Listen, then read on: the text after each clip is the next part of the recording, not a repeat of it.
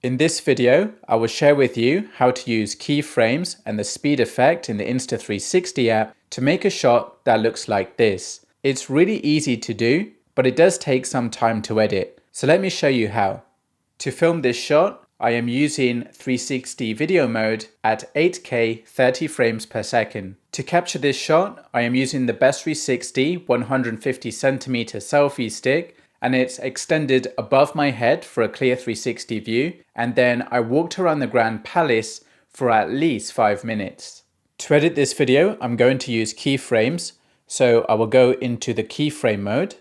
There are two steps to editing this video. The first step is to add keyframes, and the second step is to add speed. The keyframe button can do three things.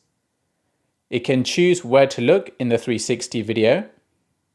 It can choose the zoom level, either by pinching your fingers or using the zoom button and tapping a zoom level, or sliding your finger across the slider.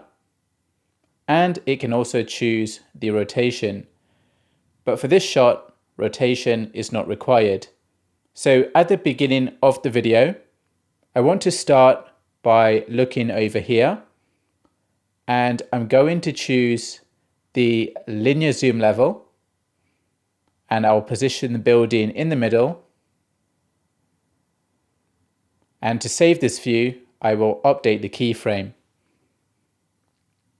Now I will move forward in the timeline and start reframing my 360 video to tell the app where to look throughout the entire video.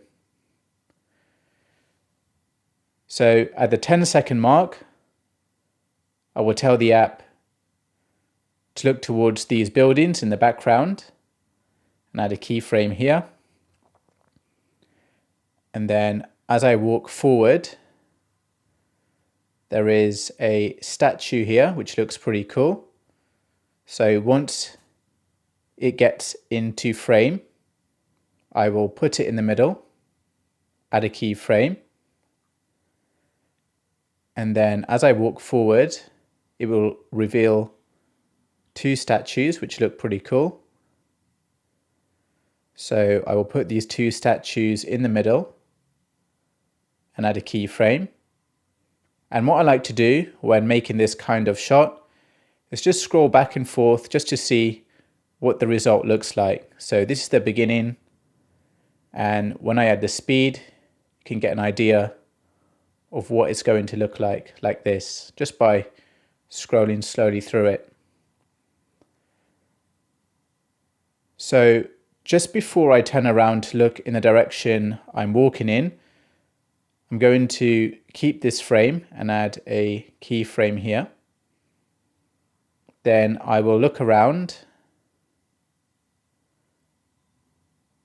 to look towards this building because it looks quite interesting. Then I will follow the path forward and add a keyframe. Then I will move forward to look at this door. Looks quite interesting, so I'll put it in the middle, add a keyframe here. Then I will scroll forward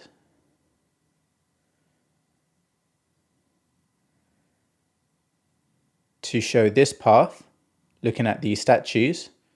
So I'll put this in the middle and add a keyframe here. It's up to you how precise you want to be with keyframes. If you add too many keyframes that are close to each other, then the footage will look more jerky. So there is a balance between adding keyframes and the distance between them to make the footage look smooth. So I'm trying to keep as much distance between the keyframes as possible, but it won't always be the case.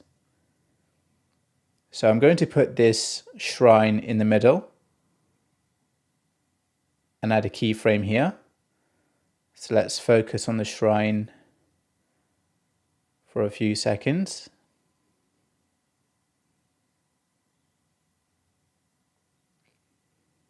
And then after, I want to focus on the golden building. So I'll look towards here. And then as I approach it, I will put it in the middle.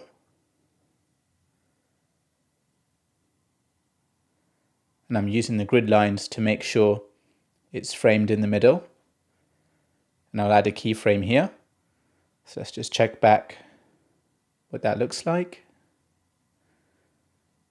Looking good so far.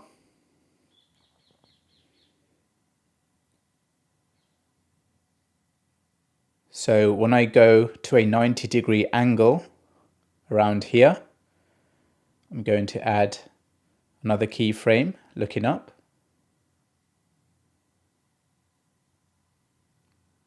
Because it's symmetrical, so it'll look nice.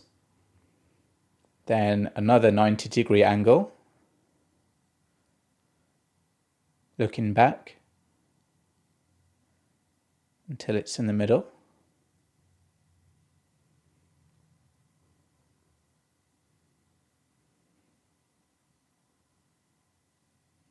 That looks good, so I'll add a keyframe here. Then I will move forward a few seconds just before I start to walk away from it. And I'll just keep it in the middle and add a keyframe here. Then as I move away, I will focus on this building and add a keyframe here. And I want to center it in the middle. Add a keyframe here. Then I'll move forward to follow the path over here. Put the path in the middle, add a keyframe. And after I turn the corner,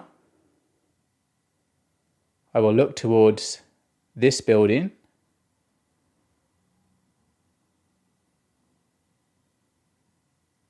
Add a keyframe here. Then as I get closer, I will look up to this building, put it in the middle. Add a keyframe here. And then as I walk around the building,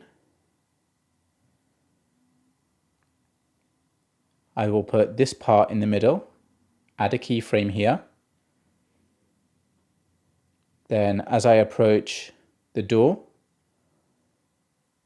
I will put the door in the middle, add a keyframe here. And as I walk around the door, I will add a keyframe. So now that I'm at the end of the timeline, I will add a keyframe here. So let's just check it back quickly, see what it looks like. The reframing looks pretty smooth.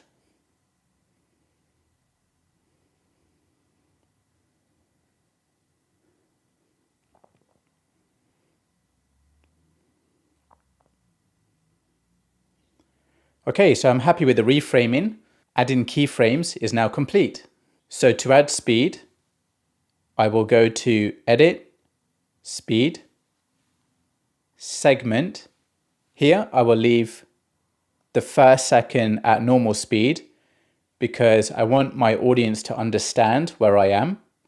So I will start a segment speed here and I'll move this forward until the two statues are in frame. So now that the two statues are in frame, I will tap the tick here and I'm going to change this speed to 32 times speed. And I'm going to see where this yellow highlighted area has ended and then leave a 1 second gap around here and start a new section speed.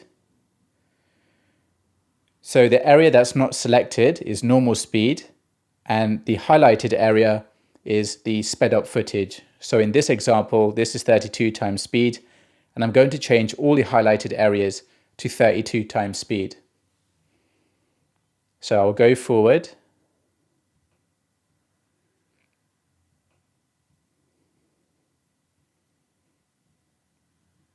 until the shrine.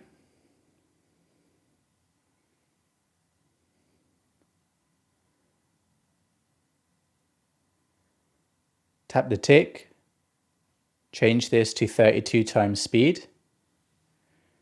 Then I will leave 1 second at normal speed. Start a new section speed.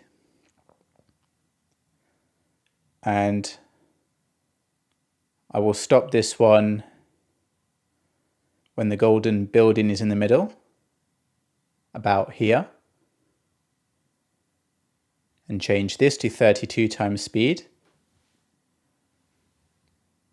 Leave 1 second at normal speed to admire the golden building.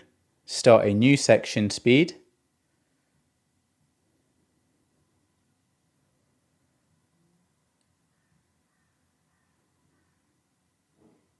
And I will do it up until here so we can admire this building. And change this speed to 32 times speed. Leave 1 second at normal speed. Start a new section speed. And I'll do this all the way to the end. And I will leave the last second at normal speed. So I will tap the tick to confirm.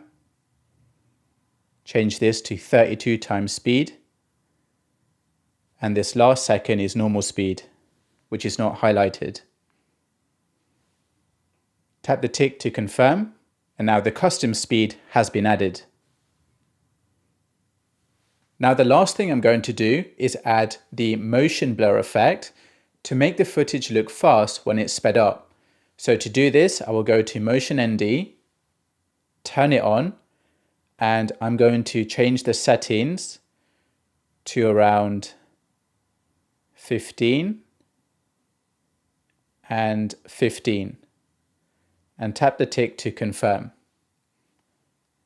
And now the motion blur has been added. Let's do one more thing. Let's add a quick color grade. So to do this, I will go to Color, Adjust, and here I will use the saturation slider, and I'm going to boost it up to 50. And if it's too high, you can move it down to 40 or 30, and I will tap the tick to confirm. Now that the shot has been edited, this is the final result.